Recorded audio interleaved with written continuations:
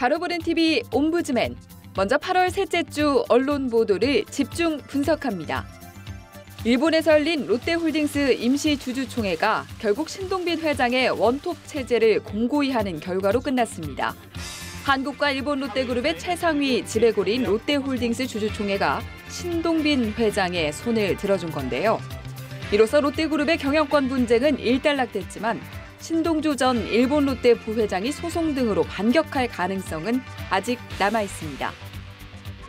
태국 방콕 도심에서 폭탄 테러가 발생해 21명이 숨지고 120여 명이 다쳤습니다. 관광객들이 많이 찾는 에라완 사원 옆에서 테러가 발생해 인명피해가 컸는데요.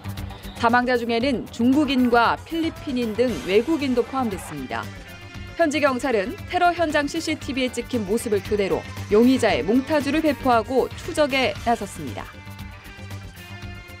중국 위안화 평가절하 충격과 미국의 금리 인상 우려로 아시아 금융시장이 출렁였습니다. 코스닥 지수는 4%의 낙폭을 기록했고 코스피도 약세로 거래를 마쳤습니다. 상하이 종합지수는 급등락을 반복하는 불안한 장세를 보였고 대만과 홍콩, 일본 증시도 2% 정도의 하락세를 기록했습니다. 박근혜 대통령이 다음 달 3일 중국 베이징에서 열리는 전승절 행사에 참석하기로 했습니다. 그러나 열병식에 참석할지 여부는 아직 검토 중인 것으로 알려졌습니다. 9월 3일 목요일 베이징에서 개최될 예정인 항일 전쟁 및 세계 반파시스트 전쟁 승리 70주년 기념 행사에 참석하기 위해 한편 박 대통령의 방중 시기에 일본 아베 총리와 북한 김정은 제1위원장이 중국을 방문할지도 관심사입니다. 대북 확성기 시설의 철거를 요구하며 벌어진 북한의 서부전선 포격 도발로 남북 간 군사적 긴장이 최고조에 달했습니다. 북한은 전방 지역 전체에 준전시 상태를 선포하는 등 군사적 긴장감을 높이고 있는데요. 우리 군도 즉각 경계태세를 최고 수준으로 격상했습니다.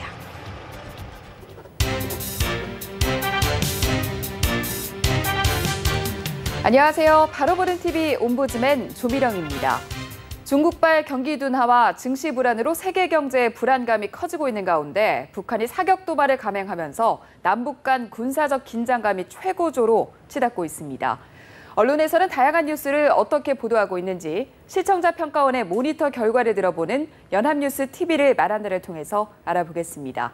오늘은 뉴스 리뷰와 뉴스 1번지를 살펴본 김재선 시청자 평가원의 의견을 함께하겠습니다. 먼저 하루 동안 있었던 모든 뉴스들을 되짚어보는 뉴스 리뷰에 대한 내용을 만나보시죠.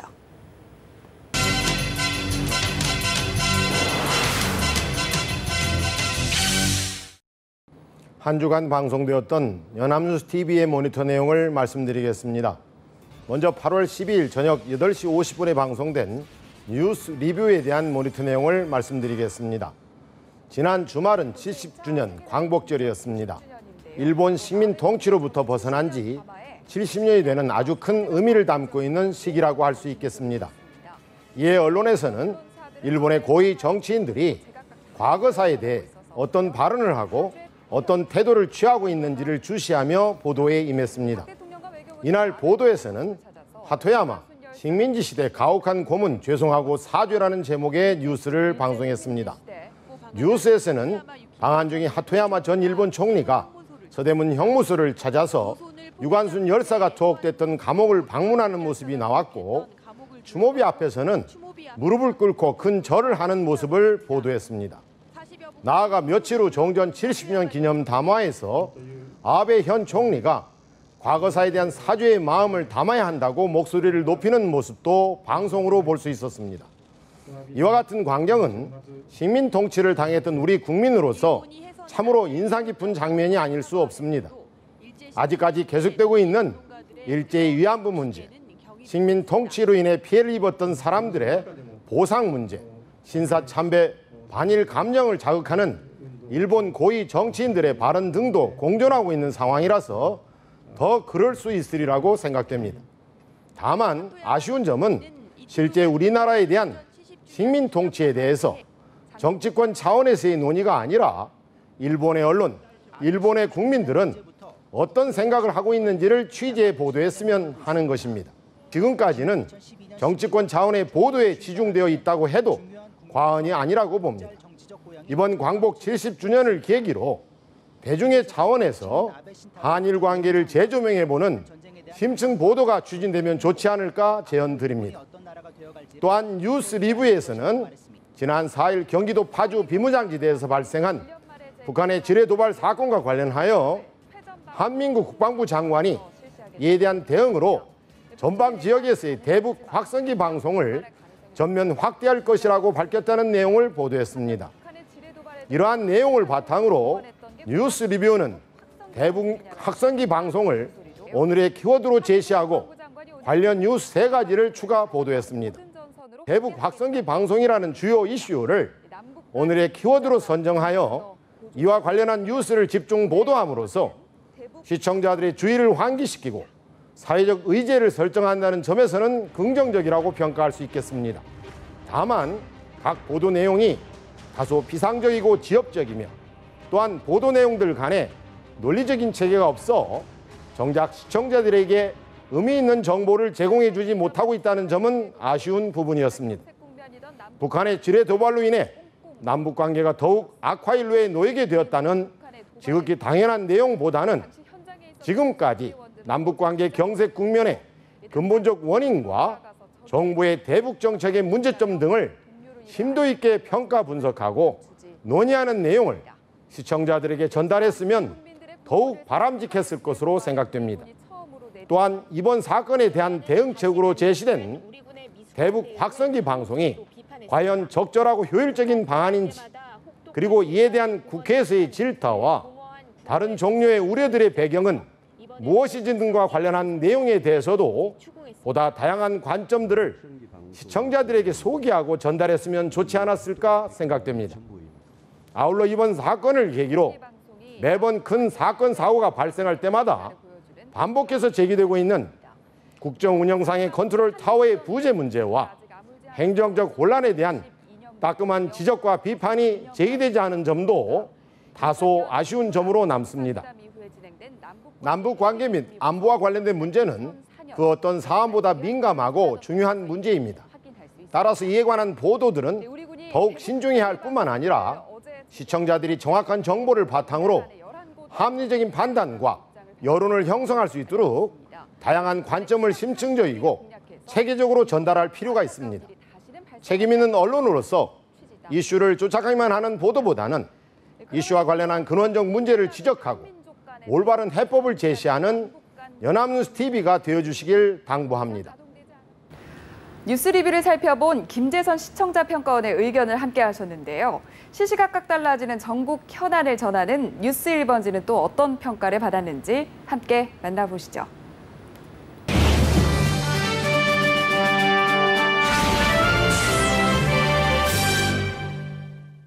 8월 13일 목요일 오후 4시에 방송된 뉴스 1번지에 대한 모니터 의견입니다.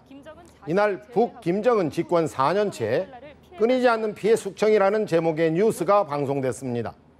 북한에서 고위 간부들에 대한 숙청이 진행되고 있으며 김정은 자신만을 빼고는 지금 누구도 믿을 수 없는 상황이 됐으며 김정은의 지도력에 대한 회의적인 반응으로 인해 북한의 간부들이 하나둘 망명을 시도하고 있다는 내용이 중심이었습니다. 북한 관련 뉴스는 우리나라의 안보와 직결된다는 점에서 매우 중요하고 주목도가 높은 뉴스가 아닐 수 없습니다. 그리고 모든 뉴스가 그렇지만 특히 정확한 정보를 전달하는 것이 국민의 불안감을 줄이고 안보 태세를 확고히 하는 데 도움이 됩니다. 그런 반면 북한을 뉴스 취재원으로 활용하는 것 자체가 현재로서는 불가능하기 때문에 정확한 정보를 얻기가 쉽지만은 않은 것이 현실입니다. 그래서 북한 관련 뉴스 보도에서는 주로 북한 전문가 교수, 외교부 직원 혹은 외신을 통해 좀 더 상세한 정보를 전달하게 되는 것입니다. 이번 뉴스는 내용적인 면에서만 보면 정말 심각한 뉴스가 아닐 수 없습니다. 북한의 군 장성들이 동요하고 군 전체가 회의적인 분위기로 간다는 것은 자칫 북한 정권의 붕괴와도 연결될 수 있는 사안이기 때문입니다. 이렇게 중차대한 문제에 대해서 좀 더 자세한 정보를 전달했으면 하는 아쉬움이 남습니다. 본 보도에서는 인터뷰 당사자로 외교부 윤병세 장관과 새누리당 김광림 의원의 모습이 보도됐습니다. 그러나 이들의 발언만으로는 뭔가 부족하다는 느낌을 지울 수 없습니다. 윤병세 장관의 경우 김정은 집권 이후에 지난 3년 반 동안 70여 명이 처형당했습니다. 김정일 위원장 당시와 비교하면 같은 기간에 10여 명 정도니 거의 7배 정도 증가됐기 때문에 지극히 이례적이라고 볼 수 있습니다였고, 김광림 의원의 발언은 간부들 사이에서도 내심으로는 김정은의 지도력에 대한 회의가 확산되고 있음을 시사한다면서로 마무리됐습니다. 그렇지만 이러한 내용은 이미 알고 있는 것이며 본 보도가 중점적으로 시청자들에게 알리려는 사실이 아닙니다. 정작 중요한 부분은 계속해서 숙청이 진행되게 된다면 과연 앞으로 우리의 국가 안보에 어떤 영향을 미치게 될 것인지를 조목조목 근거 있게 설명하는 것입니다. 즉 시청자들은 왜 이런 일이 북한에서 일어나고 있는지 그 이유와 과연 앞으로 어떻게 될 것인지에 대해 더 궁금해할 것입니다. 그리고 이를 보도하는 것이 뉴스의 진정한 가치가 아닐 수 없습니다. 이를 북한 취재원을 통해 보도하기 어렵다면 최소한 북한 전문가의 분석을 인터뷰로 담아야 했다고 생각됩니다. 이미 알려져 있는 내용을 짜깁기 해서 보도하기보다는 진취적인 취재를 통한 새로운 내용을 보도하는 것이야말로 연합뉴스 TV의 뉴스 수준을 한 단계 높이는 데 기여할 수 있을 것입니다. 일반 국민의 정보력으로는 도저히 알 수 없고 인터넷 포털 검색을 통해서도 알 수 없는 고급 정보를 뉴스가 보도할 수 있을 때 저널리즘의 가치가 소중해지는 것입니다. 그렇게 되어야 뉴스에 대한 의존도가 강해지고 신뢰도도 함께 상승하게 됩니다. 앞으로는 따라가는 보도가 아닌 앞서가는 보도, 방향성을 제시하는 보도를 하는데 좀 더 노력을 기울여 주시기를 부탁드리겠습니다. 지금까지 연합뉴스 TV의 프로그램 중 뉴스 1번지를 중심으로 살펴본 내용을 말씀드렸습니다.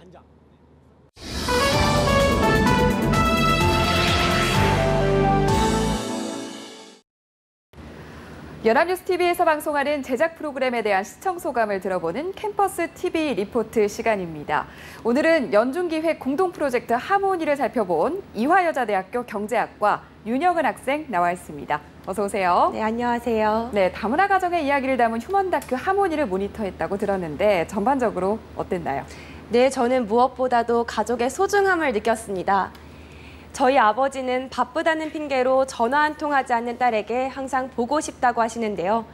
실제로 제 삶을 지탱하는 가장 큰 힘은 가족인데 그 존재를 너무 당연하게 생각한 것이 아닌가 싶어요. 하모니를 통해 앞으로 가족과 함께하는 시간을 더욱 소중히 여겨야겠다고 다짐하는 시간이 되었습니다. 네, 얘기를 들어보니까 정말 의미 있는 시간이 됐던 것 같은데 그렇다면 15일자 모니터 내용 자세히 전해주시죠. 네. 매주 토요일 8시 40분에 방영되는 하모니는 힘든 상황 속에서도 밝게 살아가는 다문화 가정의 모습을 통해 시청자에게 눈시울이 뜨거워지는 감동과 따뜻함을 선사했는데요. 자세한 모니터 내용 지금 바로 만나보시죠.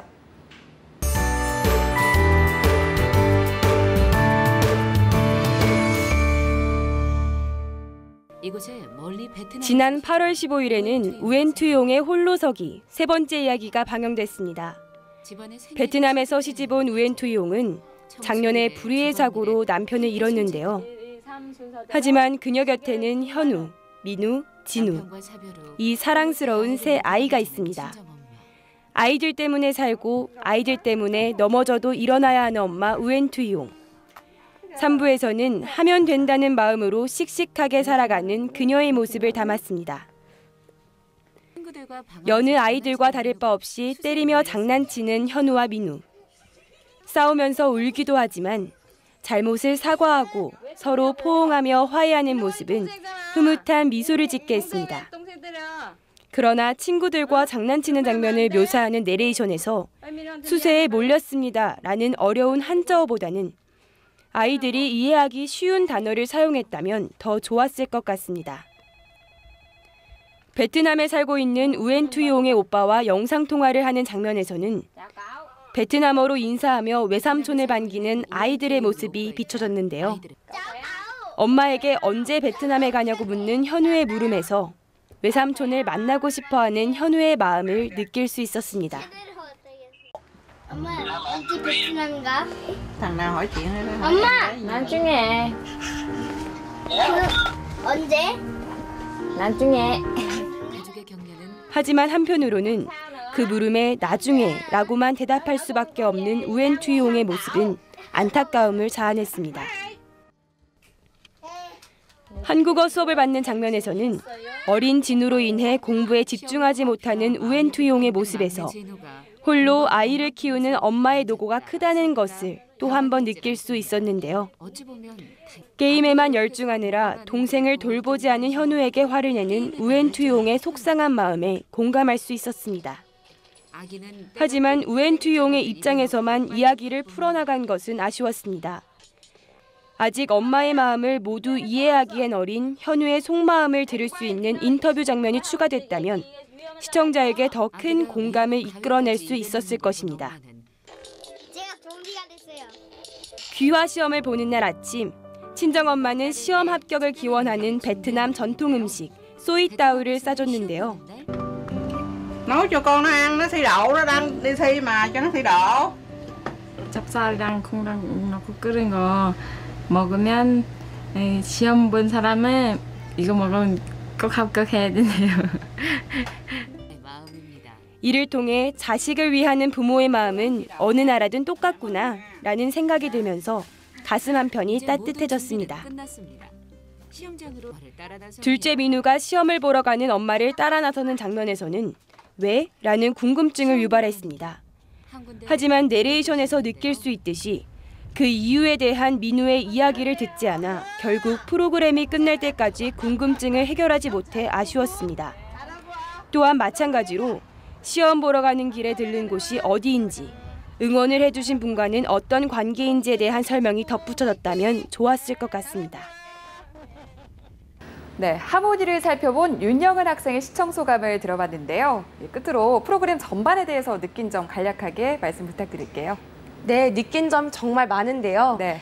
특히 남편의 빈자리를 씩씩하게 채워가는 베트남 엄마 우엔투이옹이 힘든 상황 속에서도 좌절하지 않고 삶을 헤쳐나가는 모습이 가슴을 뭉클하게 했습니다.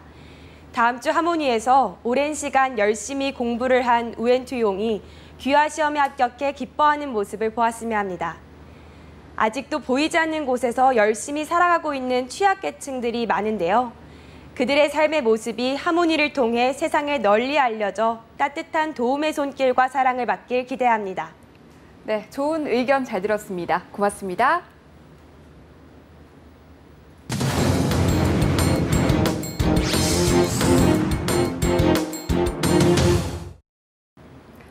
지난주 광복 70주년을 맞아서 정부는 물론 사회 각 분야에서 이를 경축하고 그 의미를 되새기는 기념 행사가 열리면서 한반도를 뜨겁게 달궜습니다.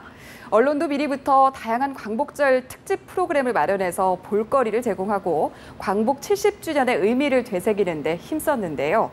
하지만 이 과정에서 의미 있는 역사를 재조명하기보다는 과거 보도를 재탕하거나 비슷한 내용을 반복하고 광복을 장기적인 관점이 아닌 일회적 이벤트로 접근해서 아쉬움을 남겼다는 지적이 나왔습니다. 그래서 오늘 TV와 비평에서는 광복 70주년을 우리 언론은 어떻게 다뤘는지 자세히 얘기 나눠보도록 하겠습니다. 도움 말씀 주시기 위해서 동덕여자대학교 교양교직학부 홍원식 교수님 자리하셨습니다. 교수님 어서 오세요. 네, 먼저 관련 내용을 우리 언론들이 어떻게 전했는지 정리해 주시죠. 예, 올해가 광복 70주년을 맞는 뜻깊은 해인 만큼 올 한 해 동안 이와 관련된 굉장히 많은 뉴스들이 있었습니다. 특히 지난 한 주 동안은 8.15 광복절을 즈음하여 국내 모든 언론들이 광복 70주년과 관련된 기사들을 그야말로 쏟아냈다고 할 수 있겠습니다. 기사의 내용들을 대략적으로 요약해보면 크게 4가지 유형의 기사들로 나눠볼 수 있을 것 같습니다. 가장 먼저는 일제 강점기 기간 동안에 그런 우리의 역사에 주목하는 기사들을 찾아볼 수 있는데요. 이 기사들은 당시 우리 민족이 겪었던 고통과 이와 함께 항일 역사들을 다루는 내용들로 구성되어 있었고요. 네. 두 번째 유형으로는 아베의 담화를 중심으로 일본의 태도에 주목하는 그런 기사들을 찾아볼 수 있었습니다. 이런 기사들은 대부분 이제 위안부 피해자 문제에 대한 진정한 사과가 없는 그리고 과거사에 대한 진정한 반성이 없는 일본의 태도를 비판하는 내용들을 주로 하고 있었고요. 세 번째 유형의 기사는 많은 기사들이 이제 광복 이후 지난 70년간 우리가 이룩한 경제 성장과 사회 발전을 조명하는 그런 기사들을 담고 있었습니다. 이러한 기사들은 다른 어느 나라보다도 빠르게 성장한 우리나라를 한강의 기적이라는 이름으로 스스로 칭찬을 하고 있었고요. 또 최근에 한류의 열풍까지를 보도하면서 굉장히 자랑스러운 한국의 모습을 강조하는 그런 내용들을 담고 있었습니다. 네. 마지막 네 번째 유형의 기사는 광복 70주년을 맞아서 미래 한국의 과제, 지난 70년 이후에 새로운 과제들을 찾아보는 그런 기사들을 볼 수가 있었는데요. 이런 기사들은 대부분 앞으로의 지속적인 경제 발전을 위해서 우리 사회에 필요한 과제들을 찾아보고요. 그리고 한편 통일이라는 새로운 미래 아젠다를 제시하면서 광복의 의미를 확장했다고 할 수 있을 것 같습니다. 네, 저만 이렇게 느꼈는지도 모르겠는데요. 보도 내용을 자세히 들여다보면 거의 다 비슷비슷한 내용이 아닌가라는 생각이 들더라고요. 이런 보도 태도는 문제가 없을까요? 네, 제가 앞서 네 가지 유형의 기사들로 구분했지만 외형적으로는 굉장히 화려한데요. 말씀하신 대로 실질적 내용을 들여다보면은 광복 70주년 기사들이 여전히 천편일률적이라는 느낌을 피할 수 없을 것 같습니다. 네. 그 이유는 대부분 이런 광복 70주년 기념 기사들이 새로운 기획이나 어떤 충실한 취재를 바탕으로 하였다기보다는 기존에 알려진 내용들을 그런 답습하는 모습들을 보였기 때문이라고 생각을 합니다. 네. 예를 들자면 뭐 독도에 대한 보도라든지 한류 열풍을 자랑스러워하는 한국인의 모습들, 이런 것들은 이미 우리가 많이 봐왔던 모습들이고요. 그렇죠. 그리고 애국심을 고취하는 데는 의의가 있을지 모르겠습니다만 이런 기사들을 참신한 기획이라든지 취재의 노력이 깊게 담긴 그런 기사들로 볼 수는 없을 것 같습니다. 또한 항일 독립운동가를 조명하고 과거 일제의 역사를 재조명하는 기사들도 있긴 있었는데요. 이런 기사들 역시 새로운 인물을 발굴하거나 잊혀진 역사를 새롭게 조명하는 그런 심층적인 취재들은 아니었다고 생각을 합니다. 이런 문제와 관련해서 이번 광복 70주년 보도를 볼 때 더욱 크게 느끼는 문제점은 광복의 의미가 현재화되지 못하고 단지 잊혀진 지난 역사의 한 장면이었던 것처럼 굉장히 화석화되는 형태로 보도되고 있다는 것입니다. 광복이라는 것은 우리 민족의 굉장히 중요한 역사적 전환점이었고 당시의 역사적 순간들은 지금까지도 우리 사회를 규정하는 굉장히 큰 힘으로 여전히 작동하고 있습니다. 물론 일부 기사에서는 이러한 모습들을 단지 과거의 모습으로 그치는 것이 아니라 과거 독립운동가의 후손들을 찾아보고 이들의 어려운 삶을 재조명하면서 역사와 현재 순간의 이런 접점을 찾아보려는 노력들도 분명히 있었습니다. 하지만 나머지 대부분의 기사들은 광복의 의미를 우리가 살고 있는 지금의 현실로 연결시키기보다는 마치 오래된 사진을 한 장 들여다보는 듯한 이런 관례화 또는 이벤트화 하는 데 머물고 있다는 생각입니다. 네. 이렇게 관리화되고 이벤트화된 보도 속에서 우리가 찾아보는 것은 늘 보았던 그런 장면들인데요. 애국심과 민족적 자긍심만을 강조하는 흔히 클리셰라고 하죠. 그냥 상투적인 표현만이 반복되었을 뿐입니다. 아무리 거대하고 화려한 이벤트를 벌인다고 하더라도 그 속에 역사에 대한 진정한 성찰과 우리가 살아가는 현실에 대한 어떤 접점이 담겨 있지 않다면 이는 광복의 의미를 진정으로 되새긴 거라고 우리가 생각할 수 없을 것 같습니다. 우리 언론이 과연 광복 70주년을 단순한 이벤트 이상으로 다루었던가 한번 다시 되돌아볼 필요가 있어 보입니다. 네, 그리고 또 이 광복절을 전후로 한 보도 내용을 자세히 들여다보니까 14일에 발표된 그 아베다마 내용을 놓고는 지나치게 그 문구에 조금 집중을 하는 보도 내용들이 많았고 또 한일 갈등 양상에만 초점을 맞춘 그런 언론사들도 있었거든요. 이런 부분들에 대해서는 교수님 어떤 생각을 갖고 계세요? 예, 방금 말씀하신 대로 이번 광복절 즈음에서 아베다마가 과연 어떤 내용을 담을 것인가에 대해서 국내 언론의 관심이 굉장히 높았던 것 같습니다. 그랬죠. 이는 물론 일본의 우경화가 급속히 진행되는 가운데 이런 일본이 표명해 오던 과거 그런 외교적 입장이 어떻게 변화할 것인가를 아베다마를 통해서 엿볼 수 있기 때문에 나름 의미가 있는 부분이라고 생각을 합니다. 또한 특히 이제 최근에 동북아 정세 속에서 중국과 미국의 이런 긴장 관계 그리고 관련국들의 복잡한 이런 군사 외교적 관계를 감안해 보면은 아베다마가 굉장히 중요한 의미를 지닌 것으로 평가할 수 있을 것 같습니다.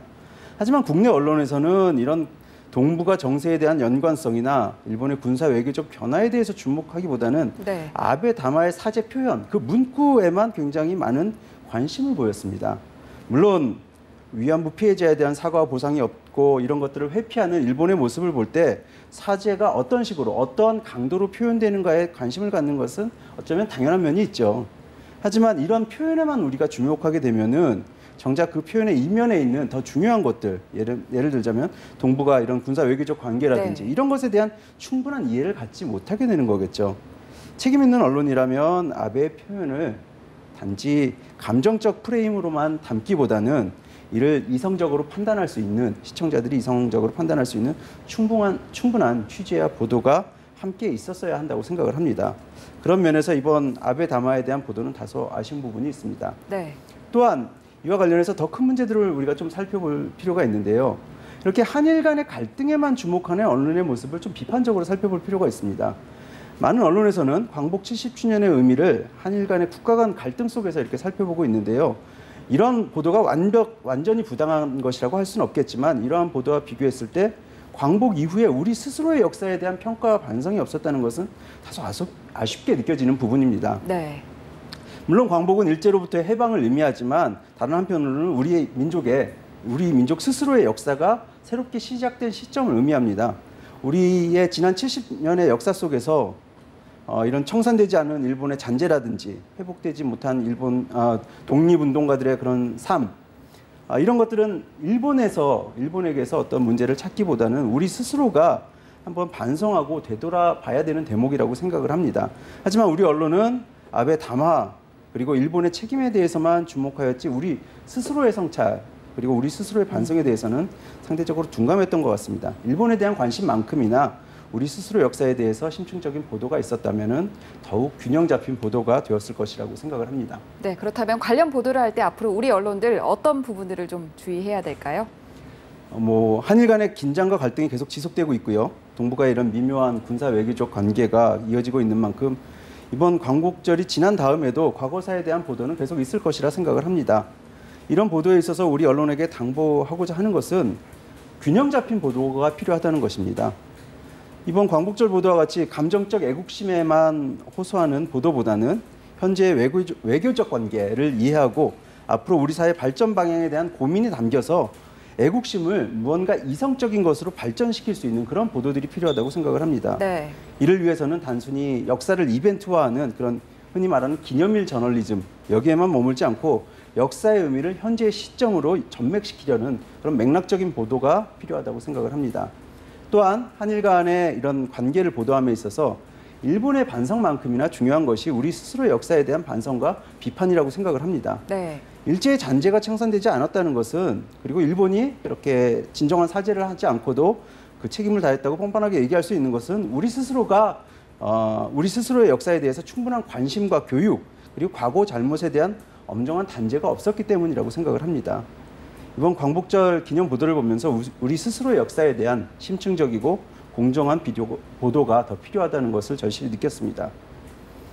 진정한 애국심이라는 것이 꼭 어떤 상대에 대한 적개심 또는 우리 스스로에 대한 어떤 빛나는 자긍심 여기서만 나타난다고 생각하지 않습니다. 네. 때로는 우리 과거에 대한 진정한 가슴 아픈 반성 그리고 때로는 우리가 지금 잘못하고 있는 것을 고치고자 하는 그러한 정의로운 마음 속에서 애국심이 만들어진다고 생각을 합니다. 단순히 상대에 대한 적개심을 자극하고 우리의 빛나는 모습만을 바라보는 것이 우리 언론의 책임 있는 모습은 아니라고 생각을 합니다. 앞으로 더욱더 책임 있는 언론의 모습이 되기를 기대해 보겠습니다. 네, 교수님 오늘 좋은 말씀 고맙습니다. 잘 들었습니다.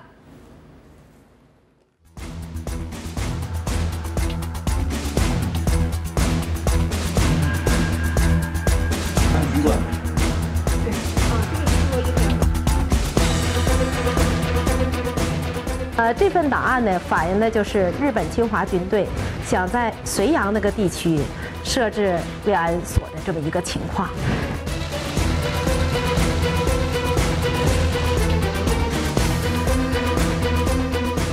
いろんなことで、いろんな意見があったんですけど、僕は昨日のあれは僕としては素晴らしい談話だったと思っています。